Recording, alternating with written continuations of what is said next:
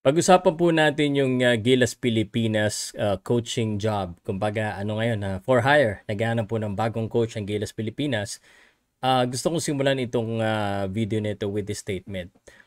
Dapat ang pagiging coach ng national team, it's a pleasure and an honor. Di ba? Siyempre, ikaw ang kumbaga magre-representa sa Pilipinas sa main team ng basketball. Pero ngayon, parang ang pagiging coach ng Gilas Pilipinas, parang magiging papasok ka sa hot seat at sinasabi ng iba, baka sumpa kasi parang pag nandiyan ka, nakaupo ka niyan, sentro ka ngayon ng atensyon at kritisismo at bash ng mga tao dahil po sa mga nangyari. Ang tanong, sa mga coaches na nandito sa picture, sino ba ang dapat maging coach ng Gilas Pilipinas? At isa pang tanong, gusto ba nila? Pag-usapan po natin. Powercast Sports. If you're new here, don't forget to subscribe and hit the notification bell.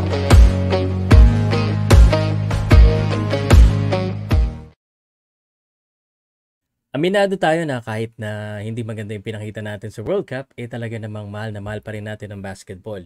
At umaasa tayo na sa darating po na Asian Games ay tayo po ay mas magandang ipapakita. Ang problema, wala na tayong coach ngayon kasi ayaw na talaga ni Coach Shot Reyes. At totoo naman yung sinabi ni Coach Shot, ikaw at yung kung hindi man ikaw, yung iba po, talaga namang medyo masasakit po yung mga sinasabi natin kay Coach Shot. Minsan, yung mga sinasabi natin, hindi na po objective.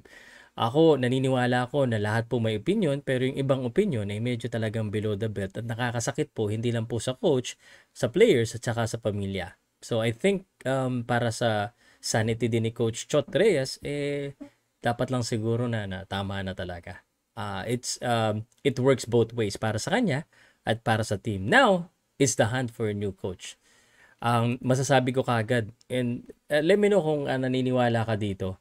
Pag ikaw ay Filipino coach at papasok ka sa Gilas Pilipinas, humanda ka na. Kasi alam mo na marami na kagad nagsasabi na wala silang tiwala sa Filipino coach. Maraming ganun eh. No?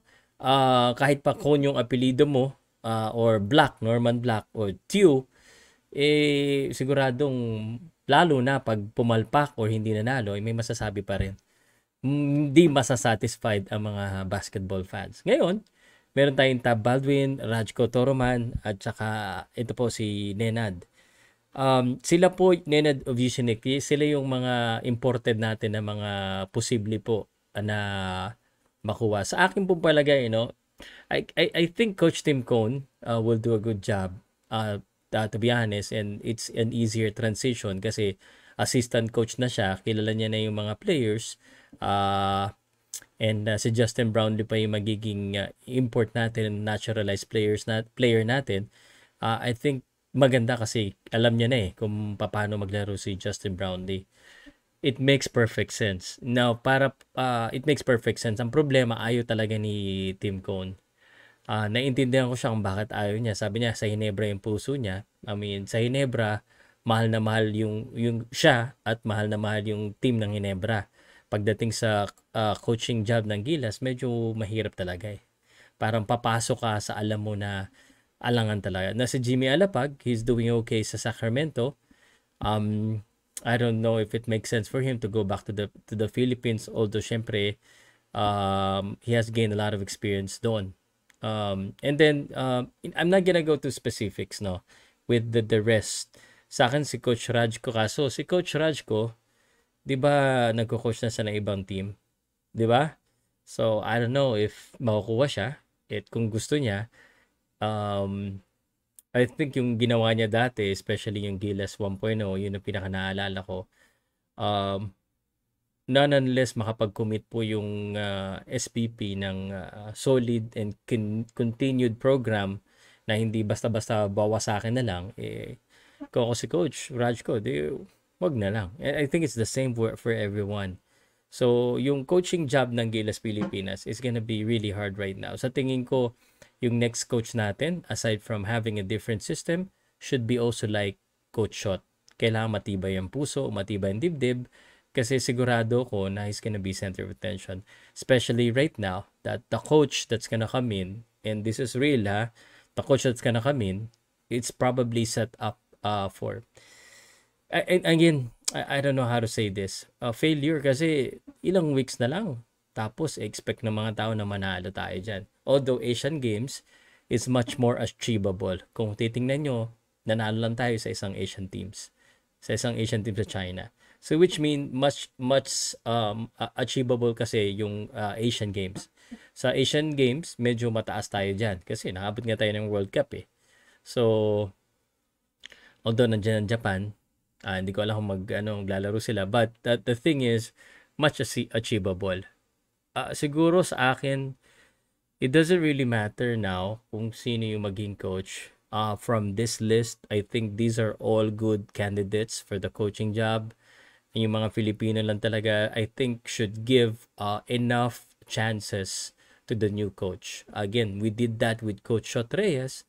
But for the new coach, whoever it is, ako kasi naniniwala ako sa kakayanan ng Pilipino eh. But if I'm, let's say, isang Pilipino ang maging coach, nakakaba kasi ang daming mga kakilala ko na wala silang tiwala sa kakayanan ng Pilipino sa coaching because of the experience.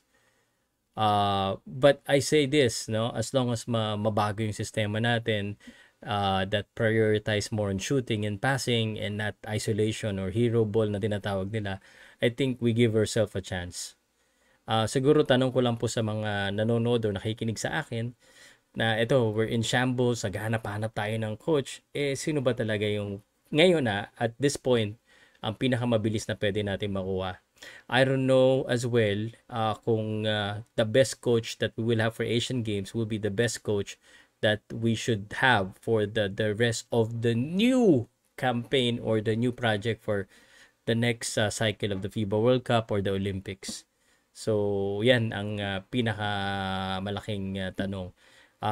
But yung basketball po, dapat talaga hindi natin sukuan yan kasi not only that we love basketball, it's really, and I hate to admit this as a boxing fan, it's really the number one sport still in the Philippines because mas marami pong nanonood. It's because of the support that it's getting.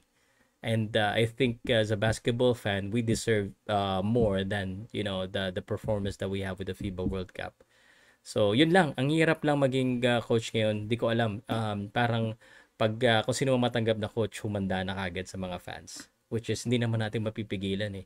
The bash, the criticism will be there always. Pero kung ako,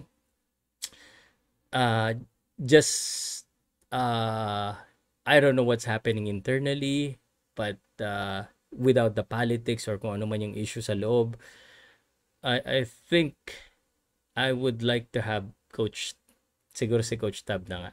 Tim Cone is okay as well with me because they have the experience. I'm sure marami pang mga imported na coach na pwede, no? Mayroon pa nga nagsasabi yung Australian coach ng Australia. It doesn't really matter as long as the coach would focus more on the strength of the Filipino, which is the guards, and focus more on having a good system that will showcase yung passing. Yung no fancy thing. I mean, we can do fancy, but we need to have a system that we can pass the ball and make plays. Yun lang para sa akin.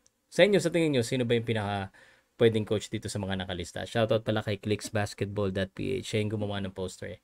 Salamat po. And just in case, no, tuloy-tuloy pa po yung FIBA World Cup. Sino kaya mag-champion sa FIBA World Cup?